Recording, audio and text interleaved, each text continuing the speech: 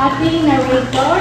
And of course, welcome natin, hintayin natin na narrate sino yung hawk at sino yung king. So, Ian, take it away. The Hawk and the King. There once was a king, a great and mighty warrior named Genghis Khan. When he led his armies out to war, he conquered many lands, so many that his empire sprawled from Eastern Europe to the Sea of Japan. One day, the king rode out into the woods to hunt. With him went his favorite hawk. The hawk would fly about in the air, circling. When the hawk's sharp eyes spotted some prey from the air, the bird would immediately swoop down for the attack. It was a morning, and by afternoon, the king was hot and thirsty. He started searching for a spring of water he had once seen in the woods. Finally, he spotted a trickle of water dripping down the side of a rock, and he knew the spring must be above. The water fell from the rock slowly, drop by drop.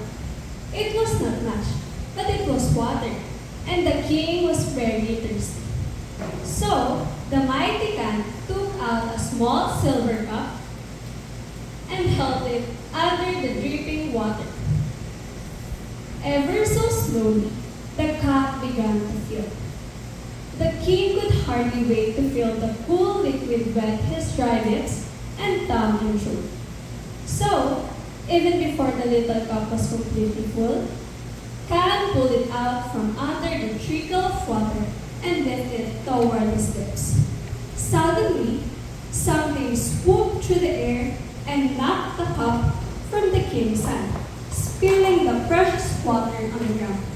Startled, Genghis Khan looked up to see his pet hawk, flying from tree to tree, and looking rather proud of himself. The king glared at the hawk, picked up the cup, and began again to slowly fill the cup. This time, he let the cup fill only halfway before he lifted it to his mouth. The cup was just about to touch his lips. He could almost taste the water when again, the hawk swooped down from the air and knocked it from the king's hand. By now, Khan was quite angry with his hawk. A third time, he collected water in his cup, and a third time, the hawk kept him from drinking it. The king turned red in the face from anger. He paced back and forth, glaring at his hawk, which was perched on a nearby branch. In his fiercest voice, the mighty Genghis Khan bellowed, "How dare you spill my water?" He bent down to retrieve his cup and then said in a quiet but still furious voice, "If I could catch you, I would break your neck." The mighty Genghis Khan bent to fill his cup once again. But this time, the king drew his sword from the sheath at his hand.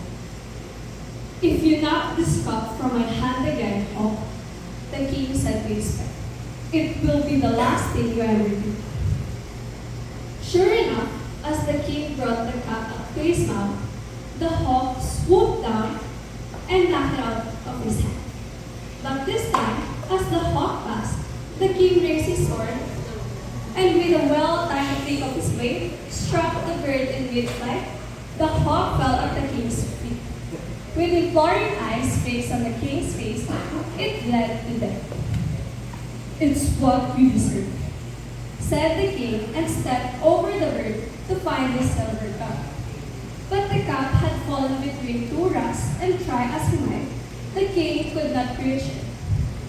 "Well then," thought the king, "I will follow this trickle of water up to the spring from which it comes. I still need something to drink." So, Genghis Khan began to climb, and as he climbed, he became thirstier and thirstier. Finally, he found a pool of water.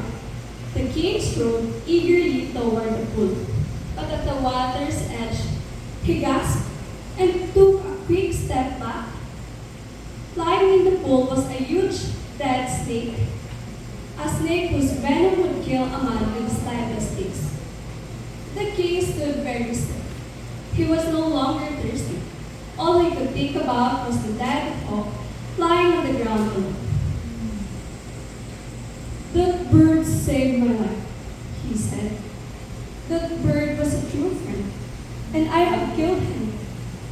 The king went back down the hill, half running, half sliding. When he reached the bottom, he carefully picked out the dead hawk and gently placed it in his hunting bag. Then he rode slowly. The end.